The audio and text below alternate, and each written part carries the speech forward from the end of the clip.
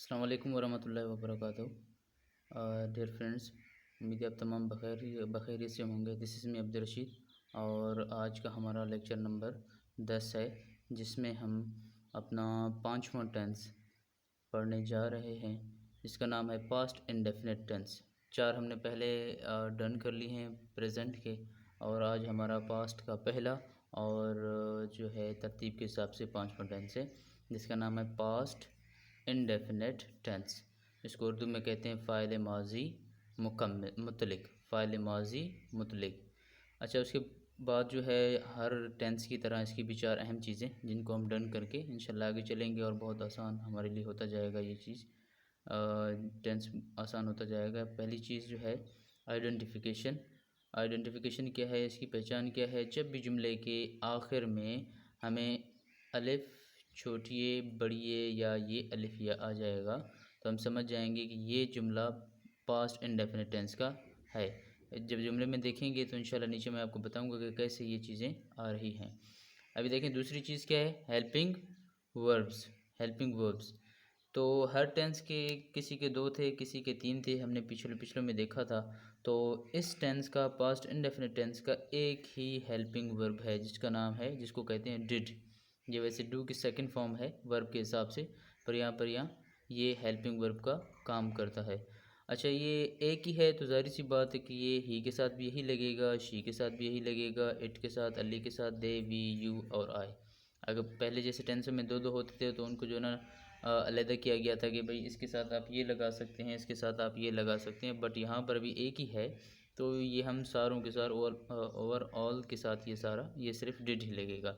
अच्छा, उसके बाद तीसरी चीज़ वर्ब। वर्ब की पहले टेंस में देखी थी पहली फॉर्म, दूसरे में फोर्थ फॉर्म और तीसरे में थर्ड फॉर्म और चौथे में फिर से सेकंड फॉर्म थी। तो ये अभी पांचवा टेंस पास्ट इंडेफिनिट टेंस जिसमें हम second form of the verb इस्तेमाल कर सकते हैं। Second form of the verb, verb की मतलब जो है दूसरी फॉर्म, और ये वाहिद टेंस है जो वर्ब की सेकंड फॉर्म अपने साथ लाता है। बाकी टेंसेस में किसी में भी सेकंड फॉर्म इस्तेमाल नहीं होती। थर्ड, फर्स्ट और फोर्थ के साथ सारे जो है ना टेंस इस्तेमाल होते हैं, पर ये वह टेंस है जो अपने साथ जो है ना सेकेंड फॉर्म लगवाता है, और भी वो भी सिर्फ सिंपल सेंटेंस में। अच्छा, सिंपल फार्मूला क्या है इसका? Subject, second form of the verb और ऑब्जेक्ट। देखें सब्जेक्ट के बाद क्या है, यहाँ पर हेल्पिंग वर्ब आना चाहिए था जैसे कि पिछले टेंसेस में आया था, सिर्फ प्रेजेंट इंडेफिनिट टेंस के अलावा। तो ये पास्ट इंडेफिनिट टेंस भी इस डिड को जो है ना जब ज़रूरत पड़ती है तो बुला लेता है, अदरवाइज विदाउट हेल्पिंग वर्ब ही अपना जुमला कंप्लीट करता है। देखते हैं आगे कि किस तरह से ये मुकम्मल करता है अपना जुमले। अच्छा, ये देखें एक जुमला है, मैंने किताब पढ़ी।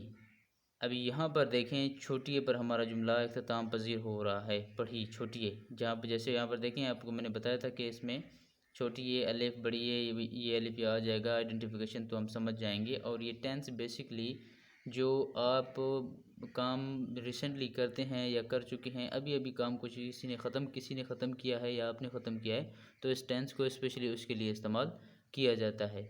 ठीक है, अभी देखिए मैंने किताब पढ़ी, अभी आए और यहाँ पर क्या है, सब्जेक्ट के बाद ये सब्जेक्ट हो गया आपका, उसके बाद क्या है second form of the verb और फिर ऑब्जेक्ट आ जाएगा। अभी देखिए सब्जेक्ट आगे आए, अभी आप सोच रहे होंगे कि ये रीड है, रीड की फर्स्ट फॉर्म रीड होती है, सेकंड फॉर्म भी यही होती है। इसका पढ़ने का जो है ना वो तलफ़ुज़ चेंज होता है कि रीड, रेड, फिर से रीड होता है।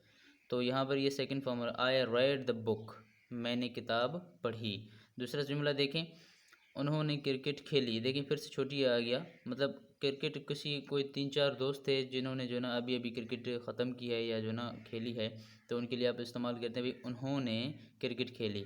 अगर एक बंदा होता तो उसने क्रिकेट खेली होता, अब यहाँ पर उन्हों आ गया है तो उन्होंने से मुराद है कि ज़्यादा बंदे हैं उन्होंने।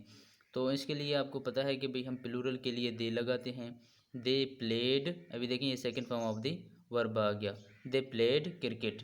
और तीसरा जुमला देखें, अभी आपने कापी मुकम्मल की, you completed notebook. You completed notebook मतलब अभी अभी मैंने या आपने जो है ना मतलब कापी कंप्लीट की है। छोटी आ रहा है, आइडेंटिफिकेशन हमें मिल गई, इसलिए हमने इसको क्या कर दिया, उसको पास्ट इंडेफिनिट टेंस में ले आए। सब्जेक्ट के बाद हमने जो है second form of the verb और ऑब्जेक्ट डाल दिया। अच्छा, उसके बाद जो है अभी जुमले देखते हैं, कुछ ऐसे जुमले जो है ना पांचों फॉर्म्स में, क्योंकि हमारा जो है ना हेल्पिंग वर्ब एक ही है, सबके साथ यही लगेगा। तो मैंने ही के साथ जुमला बनाया है और उसको सारी फॉर्म्स में चेंज किया, सिंपल, नेगेटिव, इंटरोगेटिव, फॉर्मल और इनफॉर्मल में। उसने मोबाइल इस्तेमाल किया। अभी देखें, अगर ये अलिफ या आप समझ लें भी ठीक है, या सिर्फ अलिफ समझ लें भी, देखें इसमें आ गई आइडेंटिफिकेशन आपकी जो ना उर्दू में आ गई। उसने मोबाइल इस्तेमाल किया, मतलब कोई है आपका दोस्त, उसने जो ना अभी अभी मोबाइल यूज़ किया है, तो आप कहेंगे भाई उसने मोबाइल इस्तेमाल किया। और उसके बाद सेकंड फॉर्म, सेकंड जो सेंटेंस होगा, उसने मोबाइल इस्तेमाल नहीं किया, सिर्फ नहीं आ जाता है। पहले को देख लें, ही यूज़ मोबाइल, ही के बाद यूज्ड आ जाएगा, second form of the verb. First form इसकी क्या है, यूज़ है, मोबाइल, मोबाइल आ जाएगा। यहाँ पर थोड़ा तवज्जो दें, ही यूज़ मोबाइल पहला। अभी यहाँ पर क्या है, सेकंड में, जैसे प्रेजेंट इंडेफिनिट टेंस अपने साथ डू डज लाता था जो है ना नेगेटिव, इंटरोगेटिव, फॉर्मल, इनफॉर्मल में, इसी तरह से ये पास्ट इंडेफिनिट टेंस भी अपने साथ डिड कब लाता है, जब इसको नीड होती है, जब ज़रूरत होती है, जब ये नेगेटिव जुमला बनाता है, तो ये अपने साथ क्या लाता है, डिड लाता है। और ही डिड नॉट यूज़, यहाँ पर क्या आ गया, यूज़, और यहाँ पर क्या आ गया, यहाँ पर क्या आ गया, यूज्ड, यहाँ पर क्या आ गया, यूज़ आ गया। अब यहाँ पर डी ख़त्म हो गया।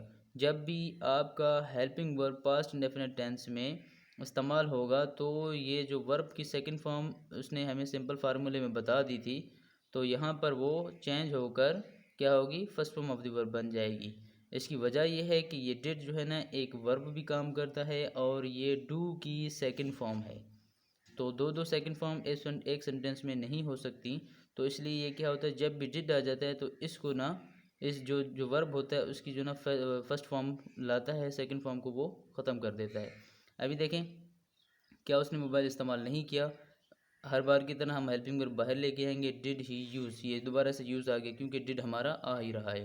पहले टेंस में सिर्फ, पहले जुमले में हमारा सिर्फ जो है कंप्लीटेड आ गया है, सॉरी यूज़ आ गया है यहाँ वाले, ये वाला जुमले में, इस जुमले में कि भाई यूज़ड आ गया है, क्योंकि यहाँ पर डिड नहीं है तो ये सेकंड फॉर्म आ गई है, ठीक है। डिड ही यूज़ मोबाइल, और उसके बाद क्या उसने मोबाइल इस्तेमाल नहीं किया, did he not use mobile, use आ गया, दोबारा से देख लें, डिड हमारा बाहर आ गया क्योंकि ये इंटरोगेटिव भी है और नेगेटिव भी है, डिड भी आ रहा है, नॉट भी आ रहा है।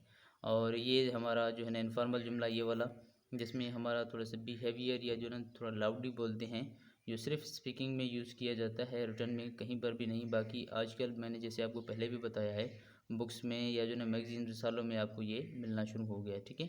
तो ये क्या है, डिड और नॉट को दोनों को मिला के डिंट बनाते हैं, इसको पढ़ा जाता है डिंट। डिंट यूज़ मोबाइल, क्या क्या उसने मोबाइल इस्तेमाल नहीं किया। तो ये था हमारा डेट्स आज का लेक्चर नंबर 10, जिसमें हमने पास्ट इंडेफिनिट टेंस डन किया। तो इंशाल्लाह इस चीज़ को कैरी करते रहेंगे।